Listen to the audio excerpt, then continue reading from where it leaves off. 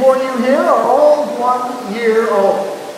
They've been together as a family since they were 2 months old. It was just a year ago, a little less than a year ago, that they were trained for the very first time.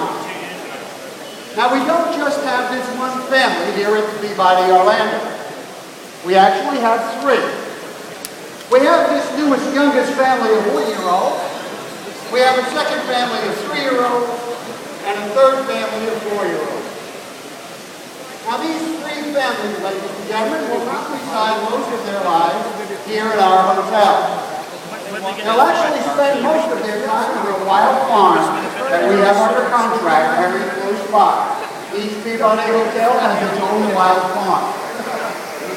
These 3 families, ladies and gentlemen, while they're on that farm, they will learn all the skills they need to survive in the wild.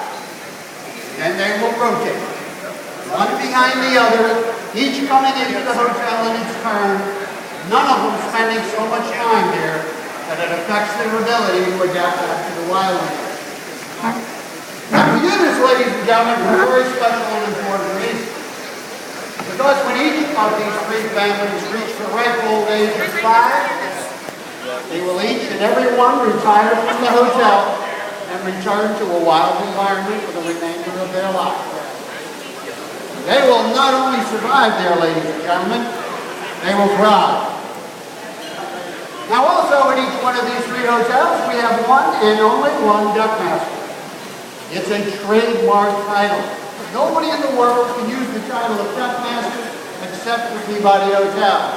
And thus in the entire world, there are only 3 of us. We have Anthony Duck Master in Memphis, Tennessee. We have Lloyd Duck Master in Little Rock, Arkansas. But only here in Orlando do we have Donald Duck Master. Very important distinction, ladies and gentlemen. A highly competitive job. You take advantage wherever you can. You know what I mean. Ladies and gentlemen, this evening I do have a very special and honored guest I'd like you all to help me to welcome to the hotel. I'd like you all to meet Larry, who comes all the way from the great state of New Jersey. Just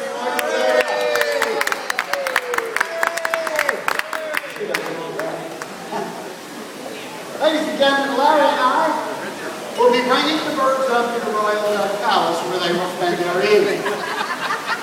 Now, ladies and gentlemen, as I mentioned, the birds are all wild birds. Consequently, when they come into the hotel for brief visits, they will spend just 6 hours a day here in the lobby fountain, surrounded by human beings. They will spend the remaining 18 hours of the day in the Royal Palace, a separate building just for them, up on the recreation rooftop next to the tennis court. It is a separate building, ladies and gentlemen, and you're more than welcome to go and have a look at it for yourself, but it is a $100,000 building. No humans allowed inside. It has all black and bordered Italian marble on the inside, 2 sculpted duck mountains, and a pool, just for the visiting family of Peabody Duck. Do enjoy the march this evening, ladies and gentlemen, and know that tonight you see a very small slice of great American history and witness a great American tradition. If you have any questions at all, we'll be around shortly after the march, and we'll be more than happy to answer them all. Please do keep the red carpet clear. The red carpet clear. The red carpet, thank you. The ducks do not like competition on their carpet. Enjoy the march, ladies and gentlemen. Ladies and gentlemen, good evening. May I have your attention, please? At the center of the lobby stands the classic Peabody fountain. Back in the 1930s, in the lobby fountain of the Peabody Memphis, a unique tradition began which has made the South's Grand Hotel famous the world over.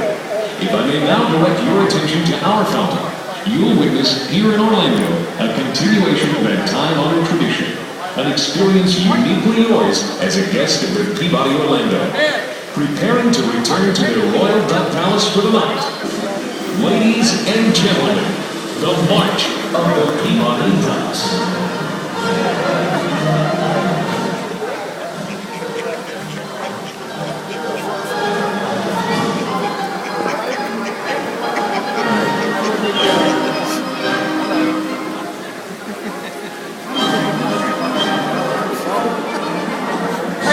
you will notice that the female out there in the front, that's the dominant male.